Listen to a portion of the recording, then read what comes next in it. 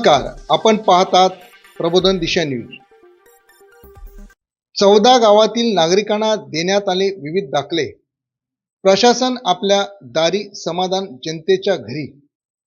ठाणे तालुक्यातील नागरिकांच्या समस्या, तक्रारी व शासकीय योजनांचा लाभ प्रभावीपणे नागरिकांना पोहोचवण्यासाठी छत्रपती शिवाजी महाराजोत्सव समाधान शिबिर अभियान 14 गावातील पिंपरी गावात ठाणे तहसीलदार उमेश पाटील यांच्या नेतृत्वाखाली आयोजित करण्यात आले होते।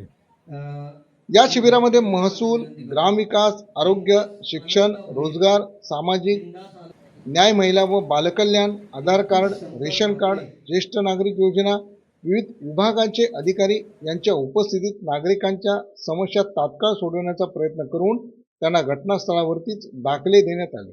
यावेळी नवी महानगरपालिकेचे नगरसेवक भरत भोईर, नवी महानगरपालिकेच्या नगरसेविका प्रतीक्षा पाटील, भारतीय जनता पक्षाचे ठाणे जिल्ह्याचे उपाध्यक्ष लक्ष्मण पाटील, निवासी नायब तहसीलदार दत्तात्रय बेर्डे, मुद्रांक जिल्हा अधिकारी ओमप्रकाश जांभळे, सहाय्यक जिल्हा निबंधक उदय सूर्यवंशी, मंडळ अधिकारी बाळकुम शशिकांत जगताप, मंडळ अधिकारी मुंब्रा सपना चौरे यांच्या उपस्थितीमध्ये हा कार्यक्रम पार पडला।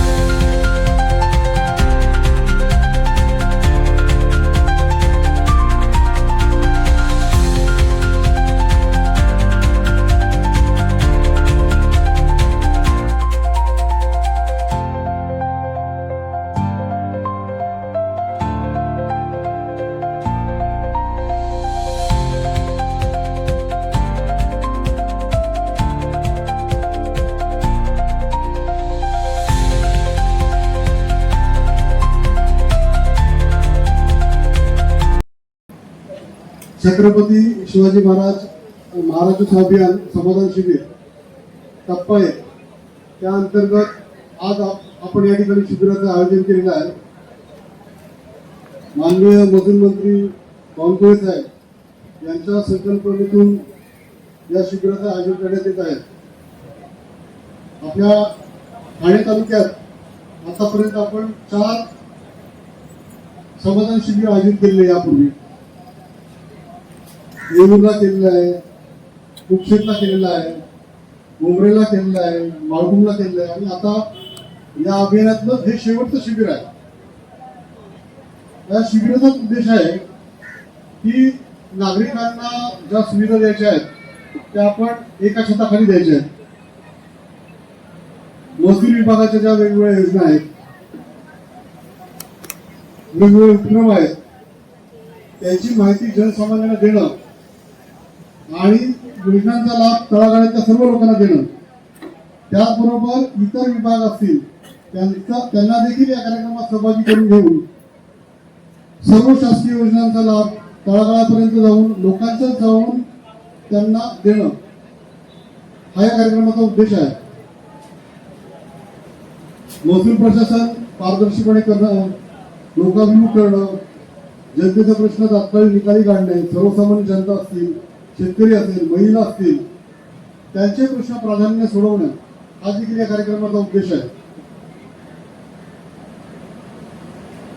मागच्या काही दिवसांमध्ये शासनाने काही लोकाभिमुख महत्वाकांक्षी उपक्रम हाती घेतले, काही योजना लागू केल्या, काही धोरणात्मक निर्णय घेतले, त्याची प्रभावीपणे अंमलबजावणी करणं आणि त्याचा लाभ जनसामान्यांपर्यंत देणं हा या कार्यक्रमाचा उद्देश आहे। आपल्याला माहित आहे की अगोदर जमीन शेतजमीन जर बिनशेती करायची असेल तर त्यासाठी जिल्हाधिकारी कार्यालय तहसील कार्यालय या ठिकाणी चक्रा मारावं लागत असतात. परंतु आता येण्याची अट शासनाने रद्द केलेली आहे. वन टाइम प्रीमियम म्हणजे एक वेळच अधिमूल्य भरून आपल्याला ही जमीन येणे करता येते. सनद प्रणाली नष्ट झालेली आहे, म्हणजे आता आपल्याला कुठल्याही प्रकारे सनद घेण्याची गरज नाही. आपली बांधकाम परवानगी हीच आपली येणे परमिशन असेल. फक्त आपली बांधकाम परवानगी ही आपल्याला आपल्या स्थानिक प्राधिकरणाकडून घ्यावी लागेल आणि त्यासाठी एक वेळच तुमच्याकडे मूल्य आकारण्यात येईल. तुम्हाला दरवर्षी बिनशेती आकार देण्याची गरज नाही. हा एक महत्वपूर्ण निर्णय घेण्यात आलेला आहे. याची माहिती सगळ्यांना होणं गरजेचं आहे. तुकडेबंदी कायद्याविरुद्ध जे काही व्यवहार झाले 1965 पासून ते 2024 पर्यंत आणि त्याची नोंद सातबाऱ्यावर राहिली किंवा तुकडेबंदीमुळे आपल्याला जमिनीचं ट्रान्झॅक्शन करता येत नाही, जमिनीचा विकास करता येणार नाही, अशी अडचण झाली होती. ती अडचण देखील आता दूर करण्यात आलेली आहे. तुकडेबंदी कायद्याविरुद्ध जे व्यवहार झाले ते सगळे नियमित करण्यात आलेले आहेत. म्हणजे याचा फायदा जनसामान्यांना निश्चितच होणार आहे.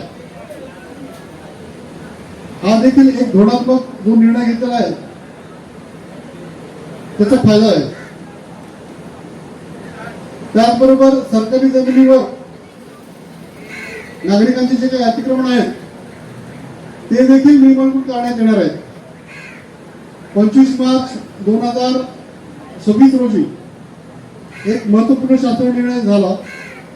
त्याच्यामध्ये सरकारी जमिनीवरचं जे अतिक्रमण असेल 2011 पर्यंतचं ते नियमित करण्यात येणार आहे. त्याच्यामध्ये 300 स्क्वेअर फीट पर्यंत जे तुमचं घर असेल त्याच्यावरचं अतिक्रमण विनाशुल्क करण्यात येणार आहे. 300 ते 1,500 स्क्वेअर फीट पर्यंत तुम्हाला 10% प्रीमियम भरावा लागणार आहे रेडी रेकनरचा. मात्र 1500 स्क्वेअर फीटच्या वरती जर अतिक्रमण असेल ते मात्र काढून घेण्यात येणार आहे. कुठल्याही वाणिज्य करण्यासाठी जर अतिक्रमण असेल तर ते मात्र नियमित करता येणार नाही. परंतु निवासी घराबरोबरच घराला लागूनच जर वाणिज्य बांधकाम असेल, पिठाची गिरण असेल, दवाखाना असेल, मेडिकल स्टोअर असेल तर ते मात्र नियमित केलं जाईल. फक्त त्यासाठी जे वाणिज्य बांधकाम असेल त्याला 25% प्रीमियम भरावं लागेल. आणि तुम्हाला याच्यासाठी महानगरपालिकेचे जे वॉर्ड ऑफिसर असतील त्यांच्याकडे 31 डिसेंबर पर्यंत अर्ज करता येतील. त्याच्यानंतर त्याची स्क्रुटिनी होऊन महानगरपालिकेकडून ते जिल्हाधिकारी कार्यालयाकडे येतील आणि मग आपलं जे निवासी करण्यासाठी असेल बांधकाम ते नियमित करण्यात येईल. तर अशा प्रकारे खूप चांगल्या योजना शासनाने राबवलेल्या आहेत, खूप चांगले निर्णय घेतलेले आहेत. त्याची प्रभावीपणे अंमलबजावणी होत आहे. आता तर तुकडेबंदी कायद्याखाली जे व्यवहार झाले होते त्याबाबतच्या नोंदी टाकून ते व्यवहार नियमित केले आहेत, तुम्हाला सातबारे दिलेले आहेत. त्याचबरोबर आता शाळांचे ऍडमिशन होणार आहे. शाळा कॉलेजचे विद्यार्थ्यांना दाखल्यांची गरज असते. ते दाखले देखील आम्ही या शिबिराच्या माध्यमातून आपल्याला देणार आहोत. या ठिकाणी निबंधक कार्यालयाचे अधिकारी आहेत, भूमी अभिलेख खात्याचे अधिकारी आहेत, त्यांच्या योजनांचा लाभ ते देणार आहेत. तर मी या ठिकाणी सर्व नागरिकांना आवाहन करेन की शासनाचे जे काही उपक्रम आहेत, शासनाच्या योजना आहेत त्या आपण समजून घ्याव्यात. त्याप्रमाणे जे काही लाभ तुम्हाला आम्ही देणार आहोत त्याचा निश्चित आपण ते लाभ घ्यावेत आणि या कार्यक्रमाचा जास्तीत जास्त प्रसार करावा. इथे उपस्थित असणाऱ्या लोकप्रतिनिधींना देखील मी विनंती करेन की आपण देखील शासनाचे हे जे काही महत्वपूर्ण उपक्रम आहेत ते जनतेपर्यंत पोहोचवावेत. त्याचबरोबर आता मतदार यादीचा कार्यक्रम आहे, SR कार्यक्रम, त्याच्यामध्ये आपण सध्याच्या मतदार यादीत असणाऱ्या मतदारांचं नाव हे 2002च्या मतदार यादीशी मॅपिंग करत आहोत. लोकांना माहीत पाहिजे. BLO आपल्या घरोघरी येतील, त्यांना आपण सहकार्य करायचं आहे. हा देखील एक केंद्र शासनाचा महत्वपूर्ण उपक्रम आहे. जनगणना सुरू झालेली आहे. आपल्याला स्वगणना करायची आहे आपल्या मोबाईलवर आणि उद्यापासून आपल्या घरी महिनाभर प्रगणक येणार आहे, त्यांना देखील जनगणनेच्या कामी आपण सहकार्य करायचं आहे. तर माझी सगळ्यांना विनंती आहे की आपण निश्चितच या सर्व योजनांचा लाभ घ्यावा. आज या ठिकाणी खूप चांगल्या कार्यक्रमाचं आयोजन मंडळ अधिकारी दहीसर आणि त्यांच्या टीमने केलेलं आहे, त्यांचं अभिनंदन करतो. आपण या ठिकाणी उपस्थित राहिलात याबद्दल आपला देखील मी आभार मानतो. उपस्थित सर्वांचे मी आभार मानतो आणि हा कार्यक्रम आपण आज दिवसभर असाच चालू ठेवू अशी अपेक्षा करतो. धन्यवाद. प्रथम मी अभिनंदन धन्यवाद देतो त्यांना. असे कार्यक्रम आमचे इथे झाले पाहिजेत आणि आज जो कार्यक्रम ठेवलेला आहे सातबाऱ्याचा, आमच्या वाटतं सगळ्यांना घरोघरी सातबारा देण्याचा पूर्वी कार्यक्रम होता, तो सुद्धा तलाठ्याने विनंती करतो त्या लोकांना घरपोच सातबारे जमिनीचे द्यावेत. या कार्यक्रमाच्या अनुषंगाने आणि ज्यांनी ज्यांनी अर्ज केले त्यांना दाखले त्वरित द्यावेत. कारण गेल्या वर्षी जो आपण कार्यक्रम ठेवला होता इथे त्यांना भरपूर विलंब झाला होता दाखले देण्यासाठी.